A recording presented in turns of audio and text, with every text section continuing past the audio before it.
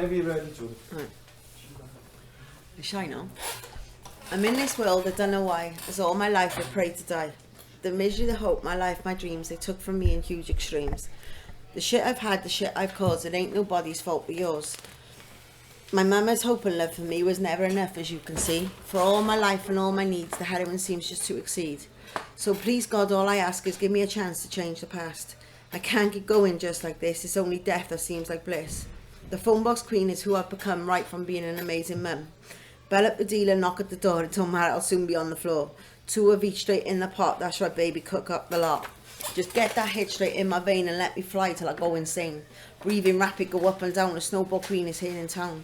Once it's gone, I'm back on the street, selling my pussy for one more piece. To block the pain, to block this life, God, I wish I had a knife.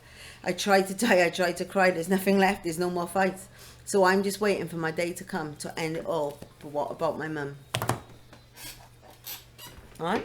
I can see the lights of home shining brightly o'er the foam, beckon to me while I roam away from lights of home.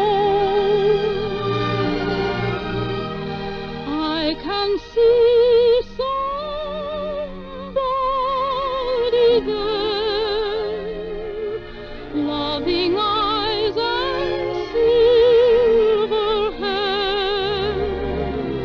A lot of my friends and relatives, a few relatives, had been saying to me, "Ben, get your shit together, or you will end up in the street one day." And so when I did, I thought, wow, no, that would be like giving them some kind of satisfaction. No, I wasn't thinking that really, but I was so embarrassed that I thought, no, I'll somehow get out of it myself. And it took me much longer than I thought it would. And after a few days of just wandering around, I ended up here.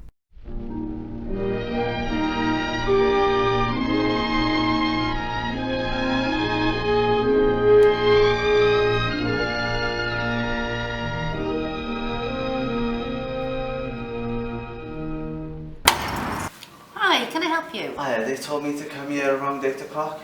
Okay, I've not seen you before. What's your name? Wait. Where's the chicken? Francis, not now. There's chicken in there. Francis, give me It'll all be 5 gone. minutes. Sorry about that, Dan. If you just go around the corner, through the first door, and we'll sort you out with the roll mat. For you. Thank you very Okay, much. thank you. I've got your roll mat here. You get floor space, which is basically a room, you're sleeping on the floor with a mat. Everyone has about an inch thick of blue mats to sleep on. So when they're pissheads and they're pissing all over themselves and pissing all over you as well, it's not a good place.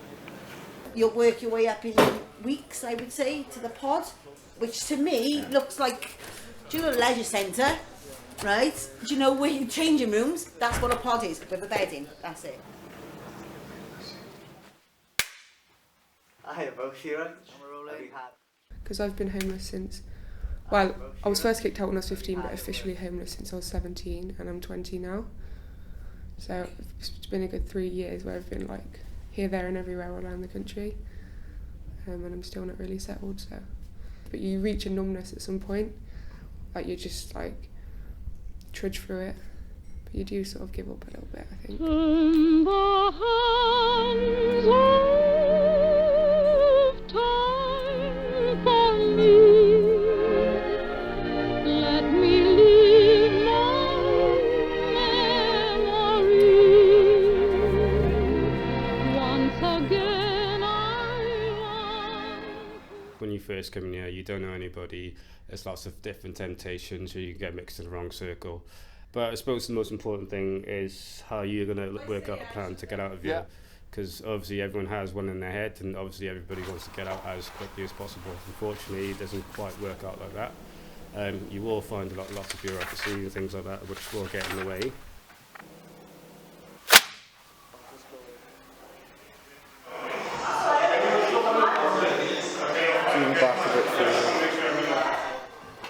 Dry side you can't drink, wet side you can. Yeah, on the wet side, it's very chaotic, isn't it? Yeah. I would say. Yeah. It used to be all together, but obviously it caused too much tension, didn't it? In the old They didn't allow it at all years ago. So what they're doing is we kept off some of it. Well, I've got two lives really. I've got a Huggard life, which is I've got to be here for courses and to eat and to continue to socialise with the people I've met over the last year. And then I've got my life before everything happened back in Ely, where I've got all my family are close by, my best friends from when I was a kid.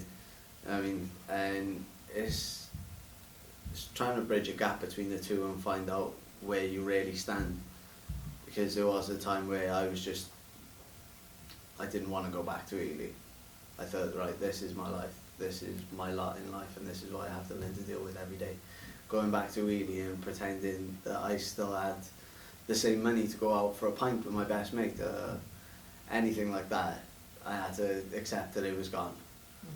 And I accepted that was gone for a good few months, and then started integrating myself back into it when I felt stronger and I was in a better position. But it does take a while, and depending on how hard you're willing to work, or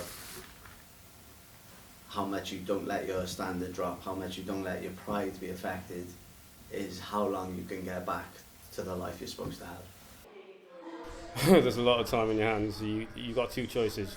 You do drugs or you sit there, basically. And that's a lot. Well, I know they've got a development office. They do certain things, but not a lot of people do know about it, or it's hard to get people interested in it, basically. So I think a lot more on that side could be done to entertain people whilst they're here, so they don't really go towards the dark side, if you know what I mean.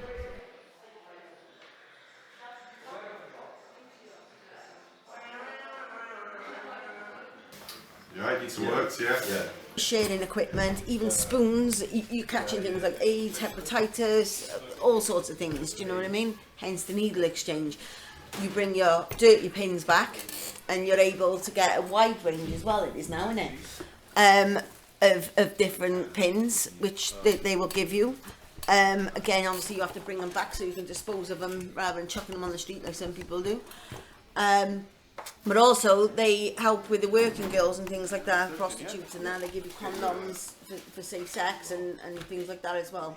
They're quite good actually. Sick. I'll push your green button before you go. If you actually spend time in a hostel, cooperate with them and work with them, such as your key worker and support worker, for 3 months, they get to know you, you get to know them, you can set yourself some goals and targets which are quite achievable because you're the one that's actually picking them. But the most important thing is that you're eligible to receive your full housing benefit then. Hi both. I've been hard at work all morning trying to secure some kind of accommodation. I've been told you might be able to help me out with that. Probably the one scheme we've heard of that we might be able to help you out with, but it's not as straightforward as you might think. We'll have to ask you a few questions first. Yeah. Have you ever been to prison or convicted of any criminal offences? No, nothing. What about, have you ever been previously homeless? No. What about any mental health issues or disorders? How do I know? Taken antidepressants? What about drug addiction? Have you ever been addicted to any substances? No. What about any medication for physical or mental health? Are you on anything? No. Have you got any physical impairments? No. Allow drug use in you, which I think is safer, and that's why I think they should allow it, than someone going in the phone box and having a dig in the phone box. Or have places, safe places for people to go to use their drugs. I mean, there's boxes in the toilets anyway for your pins. Some people don't put them in their bag, leave their pins on the floor. I was walking under the bridge earlier, there's pins on the floor. There needs to be more activities. There needs to be more things, doing courses like first aid, food hygiene courses, manual handling, those sort of courses. Occupy the mind, and having those here basically will encourage people. The only reason why I made it out as quickly as I did was because I had a good support structure with my family, and that had completely broken down when I got here. I had to build it back up piece by piece, seeing people slowly spending like an hour or so with, you know what I mean, the younger members, because I'm not stupid. Around in a starry dawn, turn the hands of time for me, let me live